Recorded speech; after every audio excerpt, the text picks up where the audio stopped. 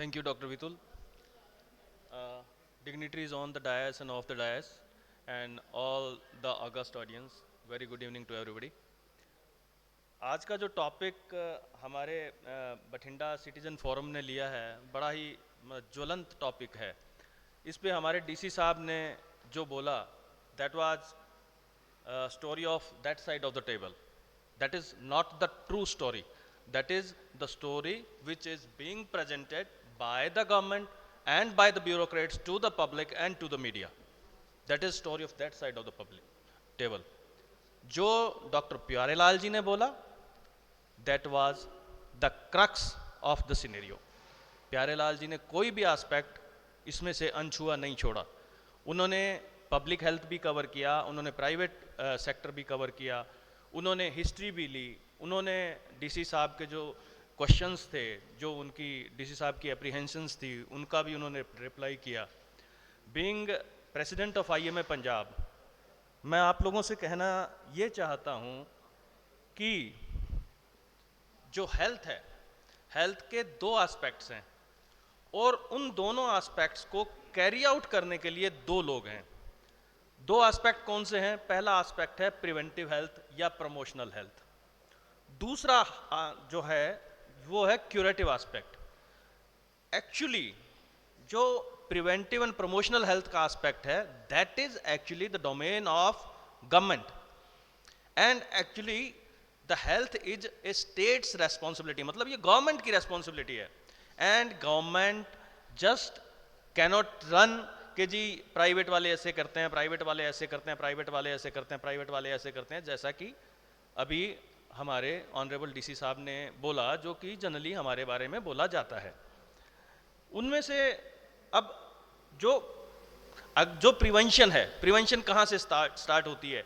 Health की prevention, मतलब बीमारी ना हो, ये प्रिवेंशन स्टार्ट होती है राइट फ्रॉम द बर्थ से ही एजुकेट किया जाए कि बच्चे का ऐसे ये दूध पिलाना है, ये करना है, वैक्सीनेशन करवाना है, ये करना है, या उसका जो स्कूल में उसको हेल्थ एजुकेशन दी जाए, उसको जो एजुकेशन के अंदर हेल्थ हमारे है ही नहीं। प्रॉब्लम यहीं से शुरू होती है कि हेल्थ हमारी एजुकेशन में है ही नहीं।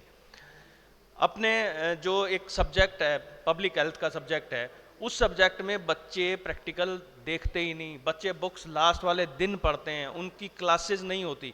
तो who is responsible for that? Doctors responsible नहीं है उसके लिए सिस्टम रेस्पॉन्सिबल है, उसके लिए आपका जो एजुकेशन सिस्टम है वो रेस्पॉन्सिबल है, या एजुकेशन सिस्टम को जो रेगुलेट करते हैं वो रेस्पॉन्सिबल हैं। हर चीज के लिए प्राइवेट सेक्टर को रेस्पॉन्सिबल ठहरा देना इज द ईजिएस्ट थिंग। बंदा वही काम करता है जो उसके लिए सबसे आसान होता है। And in the bureaucracy also, when you are in the college of bureaucracy, when you are being taught there or when you are being trained there, simply एक ही चीज वहां सिखाई जाती है कि you have to find scapegoats for your failures, and government in the larger context is finding the scapegoats of its failure in the health system. health system government का fail हो रहा है, उनसे कैरी आउट नहीं किया जा रहा, तो वो हर चीज का जो आरोप है वो प्राइवेट सेक्टर पे डाल रहे हैं। ऐसा आप देख रहे होंगे।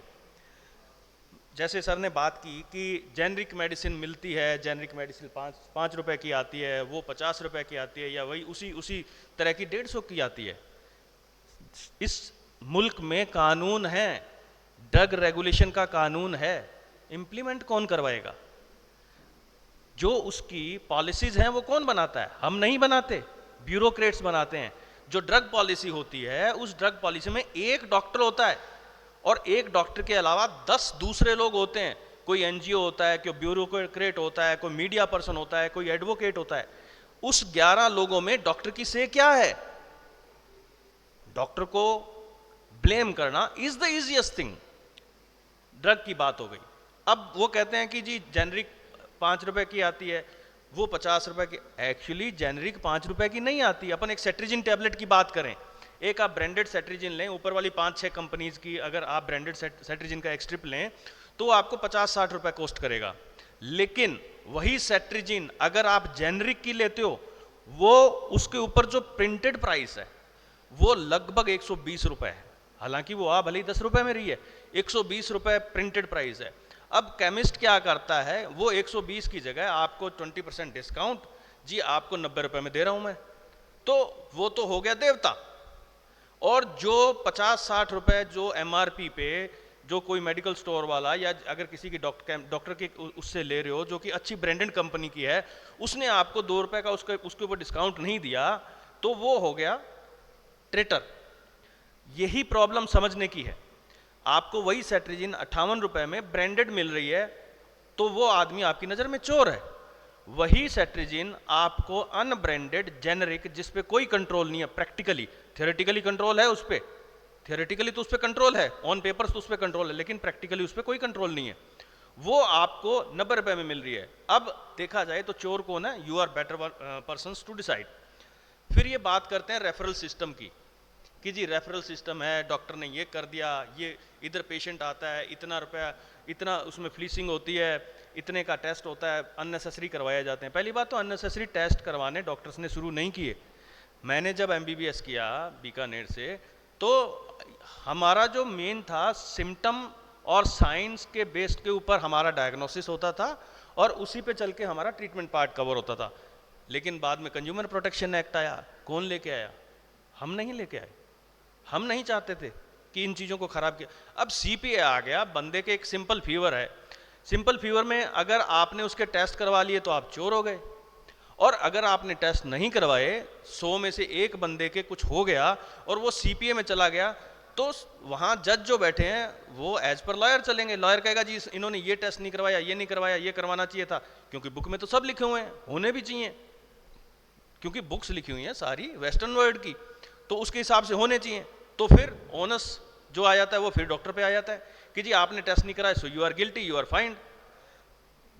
अब रेफरल सिस्टम की मैं बात कर रहा था, रेफरल सिस्टम की, जी वहाँ गांव में आरएमपी बैठा है, या आरएमपी तो चलो यहाँ बोलते हैं, गांव में एक क्वैक बैठा है, जैसा कि अपने डीसी साहब ने बताया, वो अपनी मर्जी से, वक्फ बोर्ड का वो एग्जांपल दे रहे थे अपने सोसाइटी वाले हॉस्पिटल का, कि अपनी मर्जी से हमारे यहाँ नहीं लेके आता, किसी डॉक्टर के पास लेके जाता है, उसको 2000 कमीशन मिलता है। इंडियन मेडिकल एक्ट 1930 का बना हुआ है, शायद 1930 का बना हुआ है। उस एक्ट में ये प्रोविजन है कि कोई भी बंदा एमसीआई के रजिस्ट्रेशन के बिना या मेडिकल काउंसिल के रजिस्ट्रेशन के बिना प्रैक्टिस नहीं कर रहा। और हमें सब पता है कि कहाँ कहाँ कौन कौन लोग प्रैक्टिस कर रहे हैं। एक एक गांव में 10-10 क्वैक्स बैठे हैं, उनको कंट्रोल कौन करेगा? हम थोड़ी करेंगे। जिन्होंने करना है वो सारा फिर दोष हम पे दे रहे हैं। तो ये ब्लेम गेम नहीं चलेगा। अगर आप ब्लेम गेम में आओगे तो यू वोंट गेट एनीथिंग। बात सिंपल सी बात है, हैंड इन हैंड अगर आप चलोगे तब सब चीजें सोल्व होंगी। मेरा सजेशन इसमें यह है कि गवर्नमेंट को बैक टू बेसिक्स, गवर्नमेंट को सिर्फ प्रिवेंटिव एस्पेक्ट अपने हाथ में लेना चाहिए, और जो क्यूरेटिव एस्पेक्ट ऑफ हेल्थ है that should be given to the private hospitals. और वो कैसे? पहले एक प्रॉब्लम थी कि मैन पावर नहीं थी, क्वालिफाइड डॉक्टर्स कम थे, लेकिन अब आने वाले 2-3-4 साल में प्राइवेट डॉक्टर्स बहुत हो जाएंगे, 5 साल में, नेक्स्ट 5 ईयर्स में। तो एक ऐसा सिस्टम डेवलप किया जा सकता है कि अभी मैं आपको एक आंकड़ा बताता हूँ, एक गवर्नमेंट हॉस्पिटल में अगर एक पेशेंट एक दिन के लिए एडमिट होता है तो उस पर लगभग 5800 रुपीज़ सरकार खर्च करती है। एक पेशेंट जो गवर्नमेंट हॉस्पिटल में एडमिट होता है उस पर 5800 रुपीज़ सरकार एक दिन का खर्च करती है, और उसके अलावा मेडिसिन अलग हैं जो कि वो पेशेंट घर अपने बाहर से लेके आता है। अगर 5800 रुपीज़ ऑन एन एवरेज हम देखें तो हमारे हॉस्पिटल्स में ये खर्चा आता नहीं है। लीव असाइड बड़े हॉस्पिटल, कॉर्पोरेट हॉस्पिटल्स की बात नहीं करता मैं बात कर रहा हूँ स्मॉल हॉस्पिटल्स की, मीडियम हॉस्पिटल की, या फैमिली रन हॉस्पिटल्स की, which have been the backbone of healthcare system in India। अब वो जो मीडियम और स्मॉल हॉस्पिटल्स थे उनको ख़त्म करने की एक साजिश चल रही है। उधर से प्रेशर है गवर्नमेंट का, उधर से कॉर्पोरेटाइजेशन का प्रेशर है। जैसा प्यारेलाल जी ने बताया 32 तरह के कानून हम पे लगते हैं, ये कानून वो कानून। और प्राइवेट हॉस्पिटल को, किसी भी स्मॉल एंड मीडियम हॉस्पिटल को एक भी सब्सिडी, सबको सब्सिडी मिलती है, इंडस्ट्री को मिलती है, फार्मर्स को मिलती है, सबको मिलती है, किसी हॉस्पिटल को कोई सब्सिडी नहीं मिलती। जो लैंड है वो हमने परचेज करनी है, उसका CLU हमने करवाना है, उसकी रजिस्ट्री भी हमने करवानी है, उसका नक्शा भी पास हमने करवाना है, उसकी जो बिजली भी है वो भी हमें पूरी कॉस्ट पे मिलनी है, हमने ESI PF सब कुछ जमा करवाना है। सब्सिडी के नाम पे जीरो और ब्लेम गेम का सिस्टम चल रहा है। सो अगर हैंड इन हैंड नहीं चलेंगे तो it will be very difficult for the government alone to take the health. Ayushman जो स्कीम है, आयुष्मान स्कीम की मैं बात करना चाहूँगा। आयुष्मान स्कीम एक बहुत अच्छी स्कीम है और पहले ये 16 लाख जो BPL परिवार थे उनके लिए थी, उसके बाद ये 40 लाख जो परिवारों के लिए कर दी, उसके बाद फिर 70 ईयर्स एज और उससे ऊपर वालों के लिए कर दी, और अब इसका यूनिवर्सलाइजेशन ऑफ आयुष्मान कर दिया गया। लेकिन जब 16 लाख परिवार थे उस वक्त भी 2021 की बात है, 700 करोड़ रुपए पेंडिंग हो गए थे हमारे गवर्नमेंट की तरफ, सारे पंजाब के हॉस्पिटल्स के, वो गवर्नमेंट से दिए नहीं जा रहे थे। फिर हमने काम रोका तो उन्होंने दिए, और अभी भी जो अब इन्होंने 65 लाख परिवार मतलब पंजाब का हर बंदा उसमें कर दिया है। लगभग रोज का, जब 16 लाख परिवार थे, रोज का 100 करोड़ रुपए का खर्चा था गवर्नमेंट का थ्रू दिस आयुष्मान। और अभी वो खर्चा अगर 65 लाख फैमिलीज कर दिए हैं तो it will go somewhere around 250 CR per day, 250 CR per month, और बजट एलोकेट हुआ है सिर्फ 750 करोड़ का। मतलब ये जो आयुष्मान स्कीम है ये 3-3.5 महीने से ज़्यादा सस्टेन नहीं करेगी अगर इस पॉलिसी पे चले। उसके लिए हमारी PSS साहब से, principal secretary health mister Kumar Rahul से मीटिंग चल रही है। IMA पंजाब उनको सजेशन दे रही है कि किस तरह से इस स्कीम को चलाया जाए, so that the motive of जो स्कीम है, the health to the poorest, health to the root, वो अफेक्ट ना हो। जो उससे ऊपर के लोग हैं, जैसे पहले आपको अगर याद हो तो एक स्कीम चलती थी भगतपुर से पहले नहीं, भगतपुरन से पहले नहीं वो हाँ, भाई कन्हैया स्कीम, भाई कन्हैया स्कीम एक चलती थी, that was a very good example. उसमें एक परिवार से 3,500-4 हज़ार रुपए लेके पूरे परिवार का इंश्योरेंस हो जाता था। तो उससे क्या, वो इंश्योरेंस होके पैसे गवर्नमेंट के पास जाते थे, तो स्कीम की सस्टेनेबिलिटी थी। कुछ पैसा गवर्नमेंट के पास 3,500 रुपए 5 लोगों के परिवार के लिए स्पेयर करना 1 साल के लिए कोई बड़ी बात नहीं है, लेकिन गवर्नमेंट को ये चीज़ समझनी होगी। दूसरी चीज़, अब इन्होंने जैसे कर दिया है कि जी सारे लोगों को आयुष्मान में डाल दो। अब यहाँ इतने एफ्लुएंट क्लास के लोग हैं, आपके पास आयुष्मान स्कीम है, आप मेरे हॉस्पिटल में आओगे, मैं आपको बोलूँगा कि जी आपको तो प्राइवेट वार्ड में लेटना है, आप कहोगे नहीं जी हम प्राइवेट में नहीं, हम तो अलग से रूम लेना चाहते हैं, आप हमें AC रूम दो। तो उसमें भी क्लॉज हैं कि you can not ask for the AC room और अपग्रेडेड फैसिलिटीज़। जो इम्प्लांट पड़ना है आपको वही डलवाना है, कोई अपग्रेडेड फैसिलिटी नहीं ले सकते।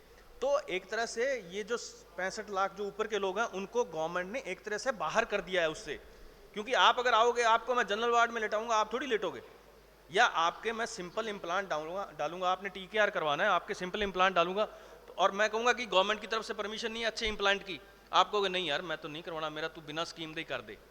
तो who is wrong, on to whom we are trying to assign as wrong? हर चीज़ प्राइवेट हॉस्पिटल पे, प्राइवेट डॉक्टर्स पे डालना सही नहीं है। We are here to help the government. हम कभी नहीं कहते कि हमारे अंदर जो ब्लैक शीप्स हैं या जो गलत काम कर रहे हैं उन डॉक्टर्स का हम कभी साथ नहीं देते और ना ही कभी देंगे, बहुत अच्छे। लेकिन 10% 15% जो ब्लैक शीप्स हैं उनके लिए अगर आप सारे प्राइवेट मेडिकल सिस्टम को आप ब्लेम करोगे और उनके अगेंस्ट खड़े होगे, तो आई एम सॉरी टू से कि ये जो यूनिवर्सल हेल्थ सिस्टम का गोल है ये अगले कम से कम 10-15 साल में तो अचीव नहीं होने वाला। Thank you very much.